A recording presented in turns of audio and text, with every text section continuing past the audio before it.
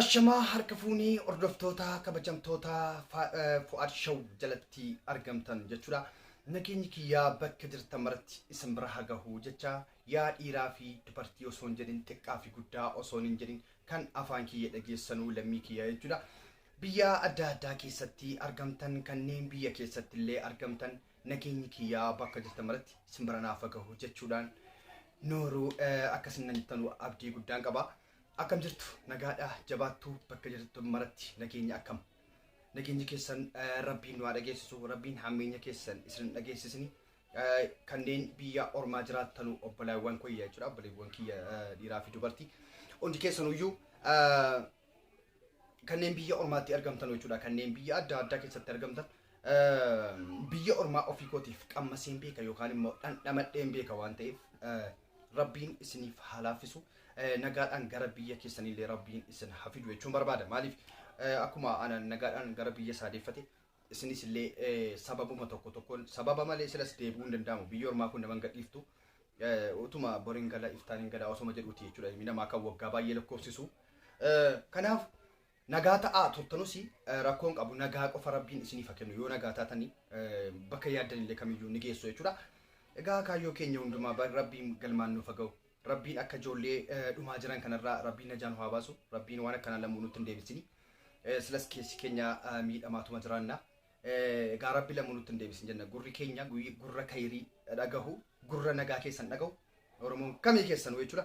Kan amantaa kaanii, kan amantaa musliimaa, kan amantaa ortodoksii, kan amantaa beekte hundi keessanuu jechuudha. Kan Oromoo taatanii jechuudha.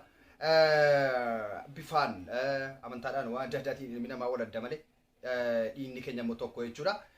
Kanaafu isinin jaaladhaa isinin kabaja hundi keessanuu jechuudha. Gamanumaan nageenya keessan isiniif hawwa jechuudha. Egaa mee wanta ni har'a waan kana isiniif illee rabbiin nagaa sinaa taasisuu kanatti deddeebi'eef maaliif waan suudii keessatti uumame tokkon isiniif qabadhee dhufe guyyaarraa waan ajaa'ibaati. An takkaa ilmi namaa akkana garaa jabaata ilmi namaa hammeenya akkana qaba jedhee yaadee waan hin beekne waan ajaa'ibe tokkon isiniif qabadhee dhufe sunis mucaa tokko jechuudha. Ishee mucaan argeeti jarri warri dhiiraa sun nama sadiidha. Nama sadiin dubartii tokko jechuudha. Dubartiin sun illee kunoo amma asirratti gara boodaa keessa viidiyoo sana isiniin agarsiisa. Waan ajaa'ibee waan qaanfachiisee waan namummaa dhiirummaa ofiitti jireenyuma addunyaa kana nama jibbisiisutuyyuu mul'ataa jira yeroo ammaa jechuudha. Kuni jaarraa isa dhumaa keessaa isa tokkodha yaa jarana. Egaa rabbumti nama jaarraa dhumaa nun taasisinii jedha. Egaa zabana dubartiin akkanatti jechuudha. Nama sadiin tumamtee nama sadiin otoo isin kurfattu osoo isin yaa obboleessa koo yaa maal koo jettu jechuudha. Kunoo viidiyoo isaa gara dudduubbaatti isin agarsiisa jechuudha. Kanaaf waan akkana manfu'aa keessatti uumame tokko isin agarsiisu waan ajaa'ibeetu jennaan chaanal kanarratti isiniif qabadhee dhufe jechuudha. Viidiyoo sanallee miidiyaarraa namni natti erge jechuudha. Namni keessoo na ergee waan akkanaatu godhamaa jira jedhee. Egaa anis ammuma hin danda'u nan gorsa akka jarri of eeggatan nan godha silas irraa dhowwuu hin danda'u. Malee wanta hin godhu hin jiru. Egaa isinis immoo dhaamsa ani dubbadhu kana fudhattanii akka isin of eeggattanu isin fayyada jechuudha. War dhaggeeffadhaa sirriitti. Maaliifi shamarraadha. Ilmi dhiiraa dhiirummaa isaa shamarraa irratti miti kan inni agarsiifatu. Kan nuti beeknu, kan nuti ilaalaa guddannes, kan nuti har'a ol ka'ee ol kaanis kan nuti argaa jirru, kan nuti argaa nama gaariirra argaa turre. Namni dubartii dhawuu jechuun waa tokko dhiirummaa wayii hin qabu jechuudha. Dubartii tokko dhawuu jechuun akka nama tisiisa wayii dhahee ajjeesuuti jechuudha. Maaliif giidoo qabdu dubartii jechuun dhaabaan furdatti qaama furdatti ta'uu danda'a, dheeratti ta'uu danda'a. Kanaafuu harka keessan dubartii irratti ol hin fudhatinaan jira jechuudha. Maaliif dadhabduudha bakkalas hin dandeessu. Dubartii jechuun haadhuma keenya jechuudha. Isin dandeenya sanaadha jechuudha. Waa biraatii miti dubartii. Saneen sanuma bori isiitu ilmoo argatte ilmoo lafa nuu keessennaan immoo haadha koo jedhee waama ilmi sun jechuudha. Sanuma fakkeenyi sanuma jechuudha dubartii jechuun. Namni haadha ofii yaadatu, namni haadha ofii jaallatu dubartii tokko hin miidhu. Tokko maaliif hin miine amma yeroo baay'ee dubartiin yookiin shamarran yaadi jira gabaabaadha akkuma yeroo duraan dubbadhe yaadni jira yookiin wanti jarri godhanu aariidhaan tokkatu itti bal'isanii hin yaadanu jechuudha. Maaliif kun uumama rabbiiti wal caalla jechuudha. Afaaniin sittaa isaanii si aarsuu danda'u waan adda addaa gochuudhaan si aarsuu danda'u si mufachiisuu danda'u ilma dhiiraa kan jechuudha. Kanaafuu dhiirri immoo sabrii qaba bal'isee yaaduu danda'a.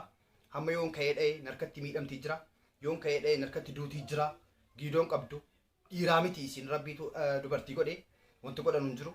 Kanaafuu haadha manaa baay'een jira jechuudha. Wanti kuni akka fireendii natti fakkaata viidiyoon amma isiniif qaba dhufe kuni akka fireendii akka jaalallee waliin jiraatan waan akkasiiti natti fakkaata yaadichi jechuudha. Sana booddee bilbilli dawwalameef jechuudha mucaa sanaaf yeroo isin ijaazaa biratti buutu bilbilli bilbilameef jedhan. Sana booddee akkamuma dhiirri sitti bilbilaa dhiiraa wajjin ciiftee dhuftee jedheetu asumaan ijoollee hiriyoota isaa dawwalee itti waamee egaa harka miila hidhanii kunoo viidiyoo isin agarsiisa. Mee dubartii tokko akkanatti hassaqaayya'uun mee maalii bu'aansaa rabbirraayis bahuudha kun immoo safuus gatuudha salphina saniiyyuu viidiyoo waraabu jechuudha. Waan ajaa'ibaati viidiyoon sun jedhu markaa bahee na bira gahe.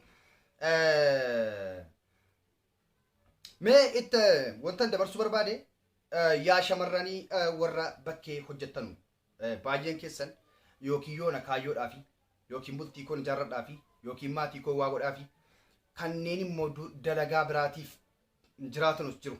Maal godhu sagaagalummaa adda addaa baangaalii wajjin baangaalii nafu jaazaa bu'uun nafu kanneen fedhii jiraa yookiin immoo simmeetii jiraa qoxaxaruu hin dandeenyetu jiru jechuudha. Baay'ee osoo hin taane jira jechuudha. Jira kan maqaa hundaa walitti balleessu jechuudha. Namni kudhan fakkeenyaaf namni 21 yoo suudii keessa jiraate nama meeqa maqaan bada bettu nama 1000 lakkaa'amu maqaan bada jechuudha. Ijoollee suudii keessaa jedhama jechuudha yeroo baay'ee. Wanta akkasii kanatti hin amanamu jechuudha. Maaliif kan kaayyoo biyyaa beetu jira. Kan dadhabee immoo dalagaa itti baay'atee naan bakkee bahee hojjetaarutu jira. Kan birriin xiqqaatee naan immoo amma yoomitti akkasiin birrii ammatti kan hojjedheetu bakkee bahutu jira. Malee sagaagalummaaf kan bakkee hin deemnes ni jira. Kaan garuu kaan fakkeenyaaf gara baareen kana yoo fudhanne yeroo baay'ee nan dubbadhan ture feesbuukii irratti jechuudha. Karaa baareen kanatti baangaaliidhumaa fi suudaanii kanatu ijoollee keenya cafa jechuudha akka barbaade. Baay'een jira parasantii xiqqoodha kan kaayyoodhaa fi ala ta'anii dalagatan jechuudha. Ala bahanii jechuudha xalamana xalabaatiin ala bahanii kan hojjetatan xiqqoodha jechuudha. Hundaayyuu jechuudha baangaaliidhaa fi irraa haftee Amzaa Jimmaa fa'itu jira. Amzaa Jimmaas akkuma barbaade taphata jalattis. Kanaafuu Suudaanii kanneen Suudaanii jechuudha. Ani ija kootiin Suudaanii viidiyoon dawwalanii na agarsiisanii jiru jechuudha. Ija kootiin waan arge malee immoo dubbadhu cubbuu namarra sin kaa'u siluma si jammaran hin jaaladhu jechuudha. Cubbuu namarra hin kaa'u waan hin argine tokko akkana hin dubbadhu jechuudha. Dhiifama. Kanaafuu egaa shamarran keenya obboleettiiwwan biyya alaa jiraatanu biyya adda addaa keessa Suudii keessas Dubaayin keessas jechuudha. Suudii keessas adaraa isa ijaazaa jettanu kana eeggadhaa. Maaliifin eeggadhaa isiniin jedhee yaa jaranaa namni yeroo hammaa bineensa ta'eera. Namni bineensatti qeeyyaramee jira. Nama fakkaataa bineensa garuu. Namni bineensa ta'aa deemaa jira jechuudha. Dhiiga walii dhugu, wal ajjeesu, wal qaluu. Faayidaaf jecha birriif jecha dubartii ajjeesuu. Dubartii sagal walitti fuuchuu. Yeroo ammaa kana jaarraa isa dhumaa waan ta'eef of eeggachuun keessan dirqama rabbiitiin eegu jechuudha. Kanuma wanta dubbachuu barbaadu ani isiniif jechuudha.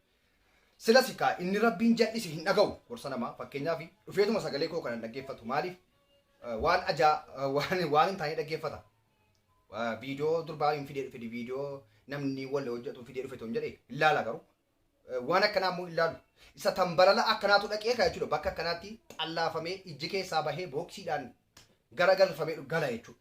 Maaliif tambalala isa duraarraa kana dhaggeeffatee anis borgaaf tokko kanan ta'a. Gaafa waan akkasitti galu jedhe waan sana yaadateetu of deebisa sila. Garuu namni nama hin hubanne namni nama hin dhaggeeffanne yoomuu barumsa hin argatu. Waan badii ta'urraa of hin eeggatu jechuudha. Maaliif waan kaleessa uumame sana hin dhaggeeffanne waan ta'eef bu'aasaa jechuudha. Kana akkasitti of eeggata ilmoon namaa. Kanaafuu of eeggadhaa. Namni baay'ee yeroo ammaa addunyaa kanarra kan jiraatu namni baay'een keessatti biyya ormaa kana keessatti jechuudha. Baay'ee wal miidhaa jiru jechuudha. Keenyumatu harkumatu harka wal fixaa jira jechuudha. Ajjechaa jira, wal waraanuu jira, gandummaa wal qoodanii, wal waraanuu waan adda addaa suudii keessatti kan dhagaa turreedha jechuudha. Waan ilaalaa turreedha jechuudha kun. Kanaafuu isin immoo warra giidoon qabne shamarran kana immoo maal isin godhu laata? Jarri lee dhiira inni kun wal waraana, inni kun wal waraana, inni kun saayiba isaa waammatee wal haaloo baata. Isin kun akkam? Isin kun akkam? Amma fakkeenyaaf manfuwaa keessa seerri hin jiru. Seerri hin jiru. Namni baay'een achi tola ajjeesee namni isa qabu hin jiru. Biyya isaa gadanne ajjeesee. Maaliif seerri waraqaadhaan seeraan biyya jiraatamu miti jechuudha. Amma fakkeenyaaf Gibxii keessatti jechuudha seerri jira. Yoo nam tokko ka'ee si miidhee deemtee kasaftaa sana booda seerri siif adaba jechuudha. Suudii keessa garuu seerri hin jiru jechuudha. Keessatti manfuwaa keessatti naannoo manfuwaa keessaa of eeggadhaan jedhaan shamarran jechuudhaan gara kootiin waa tokko wanta hin sirraa gadhu hin jiru. Hammas immoo hammeenyuma keessaan hammas immoo du'uma keessa dhaga'uutu hin dhaqaa dhiqee nu yaaddesse malee wallaahi. Isa kam dhageenye kayrii isa kam dhageenya.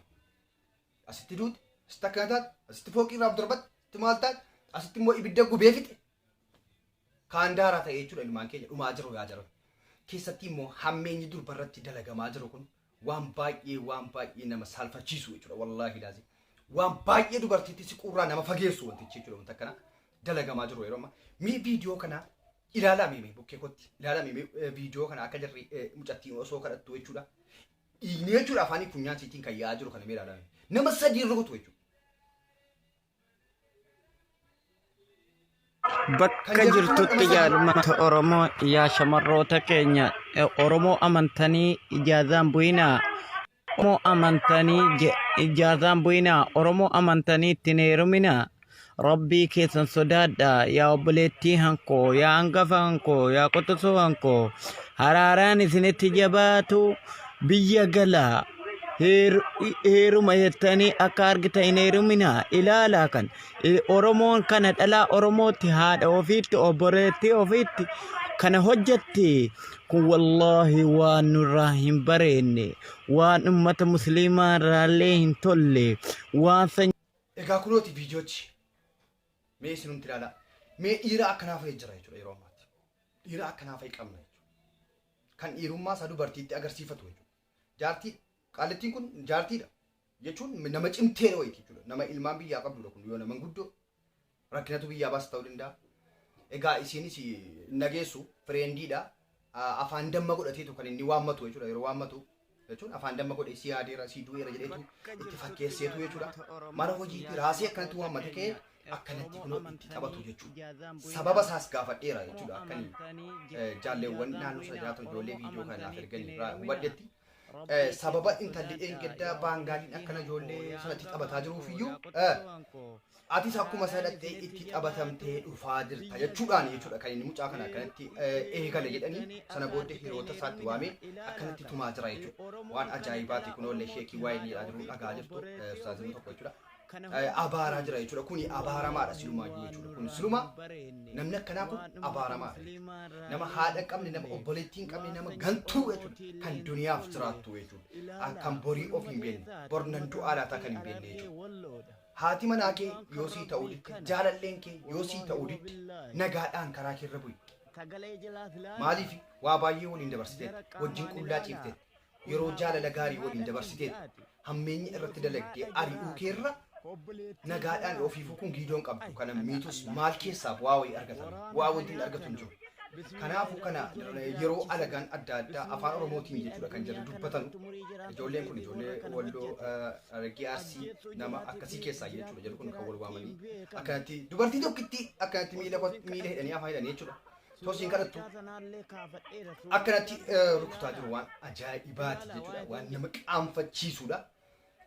Haa ta'u garuu kanaafuu yaa dubartiiwwan irraa yaa shamarran biyya adda addaa jiraatan annugaa rabbii siin ta'e silas nan dhaggeeffattanu silas ni rabbi jal'isee jal'aadha isirraa hin danda'u sababa keessan maqaan nama baay'ee walitti badaa jira sababa keessan namni kaayyoof biyyaa ba'e salphataa jira jechuudha. Shamarran biyya Araba shamarran biyya Suudii shamarran biyya akkanaa kanatti moggaafamaa jira sababa nama xiqqootiif jechuudha sababa nama xiqqootiif jechuudha.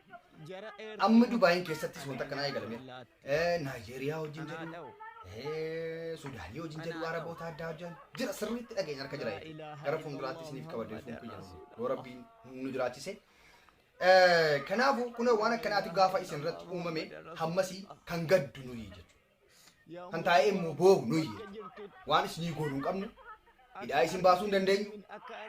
Isaa yeroon kun ni darba, yeroon dargaggummaa kun ni darba, yeroon dhiiraa wajjin ciisanus ni gahaa jechuudha. Garuu kaayyoo kee galmaan gaadhuu fi gara biyya keetii deebi'i amma ta'e illee biyyatti deebite jennaan sila akkana sittiin taphatamu jechuudha. Akkana sila ilmi dhiiraa tokko sittiin taphatu akkanatti. Yoona yookiin birrii fidde numne yookiin birrii irra barbaadeetu jechuudha wanti akkana dha'u wama tokkoof malee mikiinaata kana itti faxxaree bakkeetti akka taatee sagaagalummaa hojiitti dhufteedhe akkanatti dubartii tokko kun manguddoo nama cimtuudha wallahi waan ajaa'ibaati jechuudha kan ishee argaa jirtan akkanatti cafacafanii lafa kaa'anii jechuudha. Adaraa of eeggadhaa keessatti warri mana xalabaa hin jirre isin waraqaan qabdan waraqaa eenyummaa hin qabdan gaafa wayii waraqaa yoo qabaatte hidhattee kassafta jechuudha mootummaatti jechuudha. Waraqaa waan hin qabneef bakka hin taane hin dhaabbatina. Maaliif abbaan barbaade lubbuu keessanitti taphachuu danda'a jechuudha. Maaliif seerri hin jiru. Amma osoma kaatee mucaan kun asii mucaa kana amma gabbaasanii darbatanii jechuudha. Waraqaa san qabdu waan dhattee kassaftuu hin qabdu jara kana jechuudha. Wanti isin goote tokko illee hin jiru. Isin immoo waraqaa adda addaan qabdan warri biyya alaa keessa jirtan kun keessatti warri waraqaa hin qabne warri mangistii mootummaan isin hin beekne gocha akkanaa bakka ijaazaa akkanaatti hin argamina bakka dhiirri isin miidhuutti hin argamina bakka uummanni bineensa ta'ee jira nama fakkaata ilmi namaa kun nama fakkaata yeroo kanatti ilaaltan garuu keessi isaa bineensa jechuudha. Kanaafuu an baay'een qanfadhes baay'een gaddeeraa bunti jiraaf baasuu hin ennise egaa wanta kana isiniif qoodeef fakkeenya irraa fudhattuufani fakkeenya bakka hin taanetti of hin kuffiftanuufani yoo silallee dabdanii jiraattan akka of sirreessitanu abdii guddaan qaba. Egaa obboleewwan keenya kiyya hundi keessanuu nagaanaa ta'uu keessan hin fedha hammeenya keessan dhaga'uu hin fedhu waan ta'eef waan akkanaarraa of baraaraa inni alagaan nu miidhaattu iyyuu nu gaha inni aramni nu miidhaattu iyyuu ni gaha waan ta'eef isin dhaqxanii miidhaa ofitti hin barbaadinaa taa'aa bakkuma taa'artanu dalagadhaa jechuudha. Kana isinidhaan barbaada mee viidiyoo ittaanu viidiyoodhuma amma kana guddisee isin agarsiisa sana booddee nagaan naa bulaan jedha. Egaa hundi keessanuu subscribe like gochuu hin dagatinaa sheeris walii gochuu guruppii adda addaa keessatti hin dagatinaa. Egaa yaada yoo qabaattan immoo kunoo toora asirra jiru nu qunnamuu dandeessu. WhatsApp ni jira wanta adda addaa ni jira. Yaada qabdanuu yookiin immoo eeruu qabdanuu biyya adda addaa keessaa fakkeenya akka ta'uuf nam tokko dabarsuudhaaf nu biraan gahuu hin dagatinaan jedha. Galatoomaa horaa bulaa bakka jirtan maratti nageenya isiniif hawwa. Bakka jirtutti jaalummaa Oromoo yaa shamarroota keenya Oromoo amantanii ijaazaan bu'inaa Oromoo amantanii ijaazaan bu'inaa